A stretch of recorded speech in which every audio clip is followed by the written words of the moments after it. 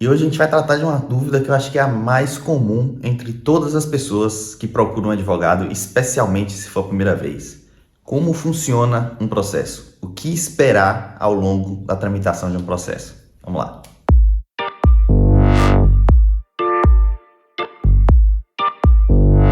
Olá pessoal, eu sou o Vitor Ramos e esse é mais um episódio do Juridiquês, um episódio aqui do canal em que a gente tenta explicar e simplificar a compreensão de várias expressões e várias coisas envolvendo o direito para quem é leigo e para quem não conhece, nunca teve um advogado, nunca teve que participar de um processo. A gente tem uma playlist sobre esse tema aqui no canal, se você quiser tirar várias das dúvidas que certamente você tem, se você já chegou até aqui nesse vídeo, sugiro que você assista a playlist, vou deixar aqui em cima.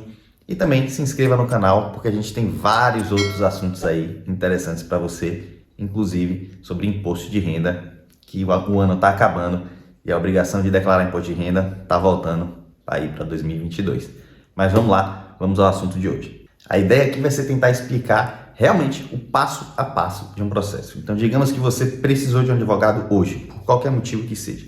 Você vai contactar esse advogado e vai explicar o que foi que aconteceu para que ele entenda se cabe alguma medida jurídica ou não.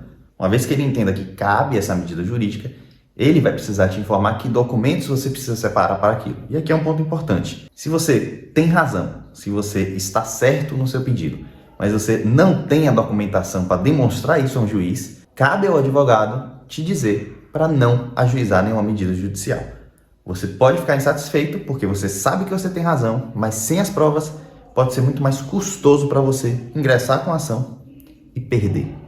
Custoso tanto financeiramente como emocionalmente, já que a outra parte, mesmo sabendo que você tem razão, vai se sair vencedora dessa ação. Então é um primeiro ponto a se atentar. A documentação é extremamente importante para se decidir se vai ou não entrar com a ação judicial, como se diz aí no vocabulário mais coloquial. Uma vez que você e seu advogado tenham decidido que sim, que é o caso de ingressar com a ação judicial, ele vai elaborar a petição inicial. A gente tem vídeo explicando o que é petição inicial, o que é a petição na verdade, e poderá ou não fazer um pedido liminar. A gente também tem vídeo explicando o que é liminar. Mas eu vou resumir aqui. A petição nada mais é do que o pedido que vai ser feito ao juiz. Aquilo que você está pedindo ao advogado, ele vai transmitir ao juiz. E a liminar, ao contrário do que muita gente pensa, né? A gente escuta muitas pessoas falando assim, eu preciso entrar com a liminar. Onde é que eu consigo a liminar? Parecendo que tem um balcão de liminares, não é bem assim. Toda liminar é dada ou negada dentro de uma ação judicial. A liminar nada mais é do que a antecipação de uma decisão, a antecipação da sentença, quando o juiz encontra motivos de urgência para ele decidir daquela forma. Então, se alguém está morrendo, alguém que tem um plano de saúde está morrendo, está precisando ser internada, e o plano negou sem nenhum fundamento, o juiz pode dar uma liminar para determinar que o plano autorize a internação, o internamento daquela pessoa, por exemplo. Mas a liminar é só um pedacinho de toda uma ação judicial. Então, o advogado vai elaborar a petição inicial, vai distribuir essa ação, ou seja, vai levar até o fórum, hoje em dia digitalmente, mas eu vou falar da forma mais fácil possível de entender. Vai levar até o fórum vai receber essa petição inicial e vai distribuir para uma das varas por sorteio. A gente não escolhe juiz, a gente não escolhe vara. A única coisa que a gente tem a obrigação de escolher é qual tipo de justiça, digamos assim, que a gente vai ajuizar essa ação. Se é uma ação, por exemplo, contra a União Federal, Receita Federal, contra a Caixa Econômica Federal, vai ser na Justiça Federal necessariamente. Se é uma ação de uma pessoa civil contra outra, isso pode ser tanto no juizado especial estadual como na justiça comum estadual, mas isso fica para outro vídeo. O fato é que o fórum vai receber essa ação, vai distribuir para uma das varas e vai ser designado um juiz para julgar o seu caso. Primeiro passo desse juiz vai ser analisar se há um pedido de liminar e se houver, o ideal, o correto tecnicamente, é que ele decida essa liminar e depois tome qualquer outra atitude. Às vezes isso não acontece, mas também é assunto para outro vídeo. Já que é, na verdade, um erro ou o juiz ultrapassando a letra da lei, o que a lei manda fazer. Mas o ideal é isso, que ele decida a liminar. Não há liminar, ou ele já decidiu, ele vai partir para o primeiro passo real do processo, que é determinar a citação da outra parte, ou seja, vai avisar a outra parte, aquela pessoa que você está processando, de que existe um processo contra ela para que ela possa se defender. E a partir daí começam todos os trâmites burocráticos normais de um processo, que é Uma vez avisado, uma vez citada, a pessoa vai se defender, apresentar a defesa, você vai ter o direito de replicar, ou seja, de se manifestar sobre aquela defesa, e depois disso o juiz vai abrir espaço para as partes falarem que outras provas elas querem produzir, ou seja, você juntou documentos, mas além dos documentos que você juntou, você quer ouvir uma testemunha, você quer que um perito avalie se aconteceu aquilo daquela forma, pode ser um perito contábil, pode ser um perito médico, para saber se você teve um dano permanente, por exemplo, por um erro médico, pode ser um perito de veículo, se foi um acidente de trânsito ou uma falha num carro e você está processando a montadora. Outras provas podem ser produzidas e o juiz abre espaço para as partes falarem, eu quero produzir isso, eu quero produzir aquilo. Que a produção dessas provas vai envolver custo, vai levar muito mais tempo no processo, enfim, várias outras coisas. Mas vamos ficar no mais simples. Passada toda essa parte de produção de provas, vai vir a tão esperada sentença. A sentença é, de fato, o que o juiz decidiu sobre aquele caso. Ou seja, você ganhou a causa, você vai ter uma sentença que julgou procedentes seus pedidos.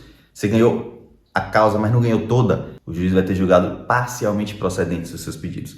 Você perdeu a causa, a sentença vai estar lá escrito, que o juiz julgou improcedentes os seus pedidos. Então essa vai ser a decisão principal do juiz, que inclusive vai fazer com que a liminar perca o seu efeito, simplificando aqui também, já que a sentença vale mais do que uma liminar. Dessa sentença vai caber recurso, tanto embargo de declaração, que não é exatamente um recurso, como o principal recurso mesmo, que é a apelação, se você estiver na justiça comum, ou recurso inominado, se você estiver no juizado, que leva isso para a famosa também segunda instância. A segunda instância vai ser um tribunal, pode ser o Tribunal Regional Federal, pode ser o Tribunal de Justiça, também ações por autovida, mas é quando mais juízes juntos julgarão o seu caso. Na primeira instância, um juiz julgou o seu caso, procedente, improcedente ou parcialmente procedente. Na segunda instância, a decisão, que é chamada de acórdão e não mais de sentença, ela vai ser decidida por 3 juízes, que são chamados, no caso, de desembargadores. Um desembargador vai ser o relator, vai ser quem vai ter o processo na mão, quem vai ler, quem vai fazer o relatório daquele processo para ser, em tese, discutido na sessão de julgamento. Eu digo em tese porque, na prática,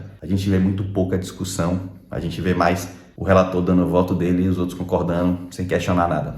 Mas, no mundo ideal, haveria um debate sobre o seu caso entre os 3, baseado no relatório do desembargador relator. E esses desembargadores, inclusive, se por acaso nesse debate começarem a perceber que pensam diferente do desembargador relator, ele pode fazer o que hoje já é famoso pedido de vistas. Isso, no mundo ideal também, é feito simplesmente para que ele veja o processo com mais calma, com mais detalhes, para decidir se vai ou não concordar com o relator, porque ele pode discordar. E em alguns casos que a gente vê na mídia e tal, pode sim, infelizmente, ser feito para atrasar um julgamento por diversos outros motivos. Mas não é essa a regra, não é para isso que existe o pedido de vista. E aí, na sessão de julgamento, os desembargadores vão votar se vão dar provimento ao recurso, ou seja, se vão aceitar o recurso e reverter a sentença ou manter a sentença, enfim.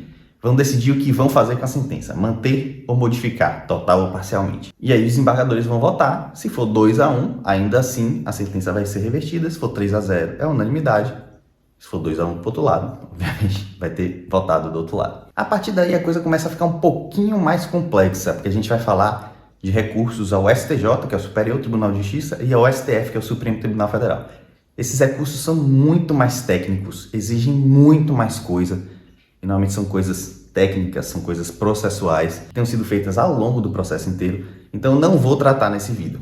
Tratar nesse vídeo apenas esse passo a passo e chegar até a segunda instância, que é onde a maioria dos processos, inclusive, morrem, acabam. Mas eles não acabam definitivamente.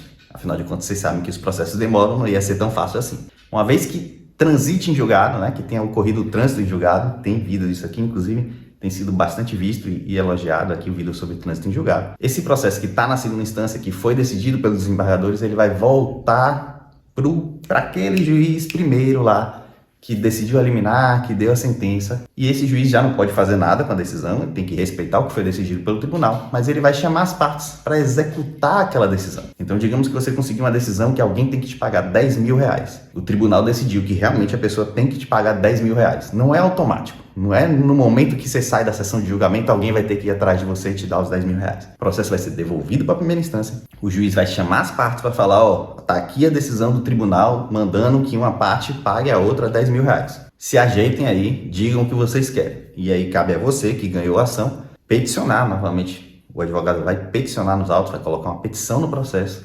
dizendo, o valor era 10 mil no dia tal, eu atualizei aqui, coloquei os juros que foram determinados na decisão e hoje está em 12 mil reais. Chame o réu para pagar esses 12 mil reais. E aí o réu vai poder se defender, vai poder dizer que o valor está errado, vai poder recorrer, basicamente igual a tudo que eu narrei até aqui. Ele vai poder fazer isso que também se chama de processo de execução ou de cumprimento de sentença. Então você vê que pode demorar bastante. Se ele pagar de imediato, o processo está resolvido, você vai sacar esse dinheiro e o processo vai ser arquivado. Mas se o réu continuar questionou a correção voluntária, disse que a aplicação dos juros foi equivocada, disse que não é exatamente aquele valor, isso tudo pode gerar uma briga aí que vai continuar e vai levar a outra sentença, que depois vai levar a outro recurso, que vai levar a outro acórdão, e assim por diante. Mas esse assunto de tantos recursos, de processos que demoram demais, que tem muitos instrumentos aí jurídicos que são usados e que confundem todo mundo, vai ficar para um outro vídeo, porque esse foi realmente para fazer o passo a passo do processo mais normal, digamos assim. Eu espero que vocês tenham entendido, que eu tenha simplificado o suficiente, mas se restou alguma dúvida, deixa aí nos comentários que eu vou responder. Um abraço, até a próxima.